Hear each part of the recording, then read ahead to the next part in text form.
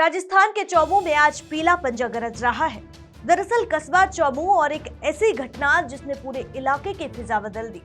मस्जिद के बाहर सड़क किनारे रखे पत्थरों से शुरू हुआ ये विवाद रात के अंधेरे में हिंसा में बदल गया।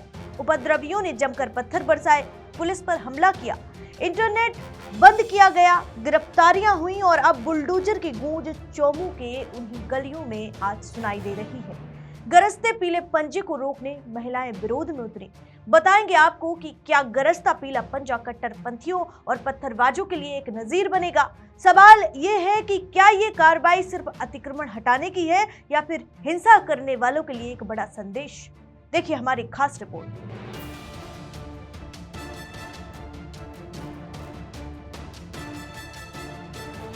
नमस्कार, मैं हूं आराधना रामदेव, आप देख रहे हैं वीके न्यूज।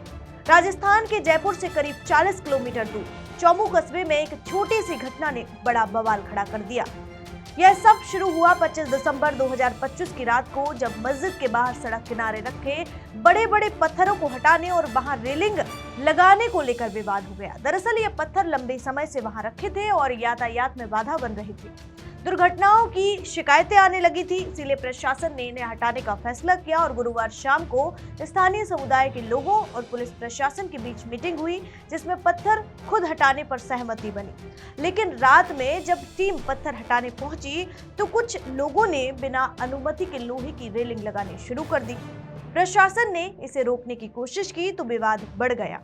रात के करीब 3 बजे ये विवाद इतना ज्यादा उग्र हो गया कि भीड़ ने पुलिस पर पत्थरबाजी शुरू कर दी। पत्थरबाजों ने जेसीबी मशीन को भी खदेड़ दिया और पुलिस टीम को पीछे हटना पड़ा। इस हमले में 6 पुलिसकर्मी घायल हो गए, जिनमें से कई के सर फूट गए।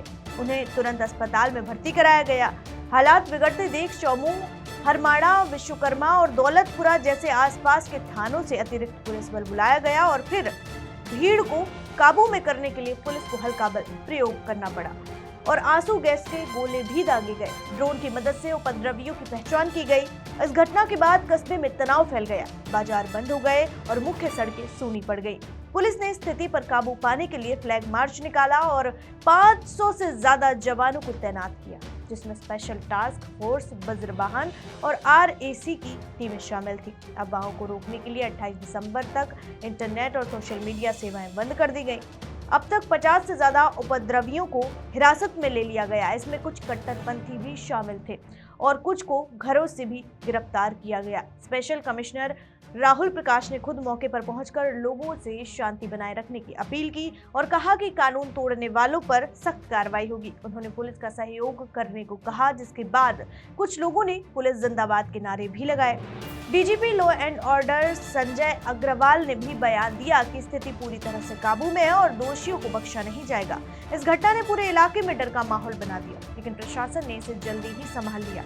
अब इस मामले में जांच चल रही है और सीसीटीवी फुटेज व ड्रोन वीडियो और आरोपियों की पहचान की जा रही है। नगर परिषद द्वारा कार्रवाई की जा रही है। इलीगल जो कंस्ट्रक्शंस हैं उनको डिमोलिशन करना, अतिक्रमण हटाने की कार्रवाई की जा रही है। पुलिस द्वारा जाब्ता उपलब्ध कराया है नगर परिषद को।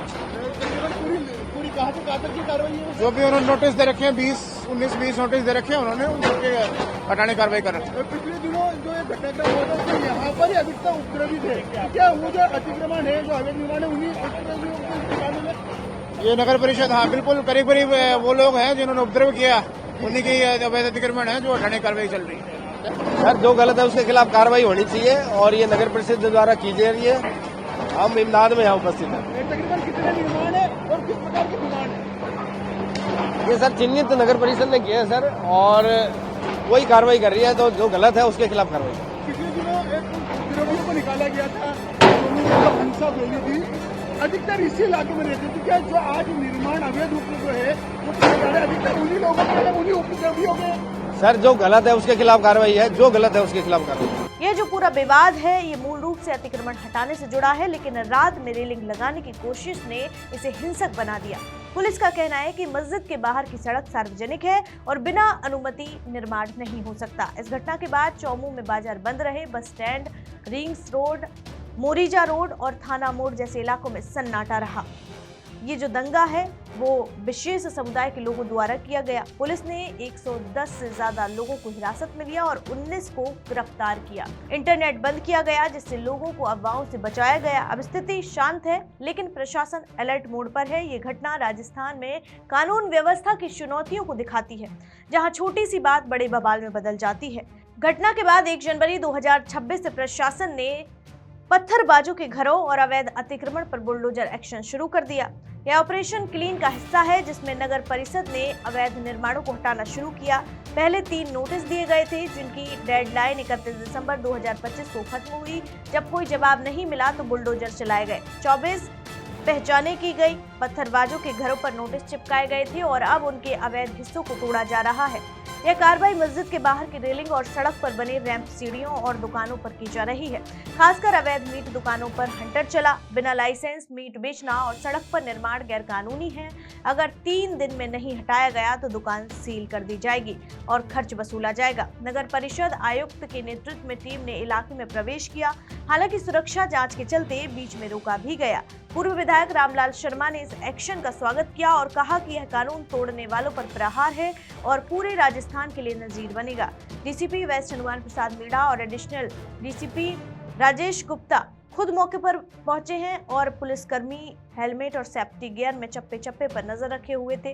साथ ही इलाके में सन्नाटा है, दुकानें बंद हैं और कुछ लोग कार्रवाई रोकने की गुहार लगा रहे हैं, लेकिन प्रशासन नहीं रुक रहा है। यह एक्शन 25 दिसंबर की पत्थरबाजी के बाद शुरू हुआ, जिसमें पुलिस पर हमला हुआ था।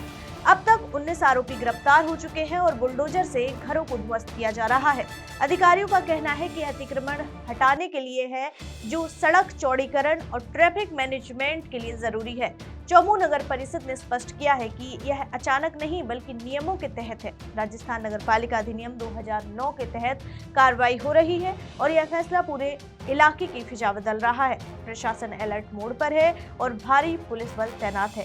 उम्मीद है कि इससे कानून व्यवस्था मजबूत होगी और ऐसी घटनाएं दोबारा ना हो, लेकिन अभी यहाँ माहौल तनावपूर्ण है और यह कार्रवाई दिखाती है कि सरकार हिंसा पर सख्त है और अतिक्रमण बर्दाश्त नहीं करेगी। अब देखना होगा कि आगे क्या होता है, लेकिन फिलहाल स्थिति नियंत्रण में है। इस खबर पर अपनी राय जरूर दीजिएगा और ऐसी ही तमाम खबरों के लिए देखते रहिए वीके न्यूज। मुझे दीजिए इजाजत। शुक्रिया।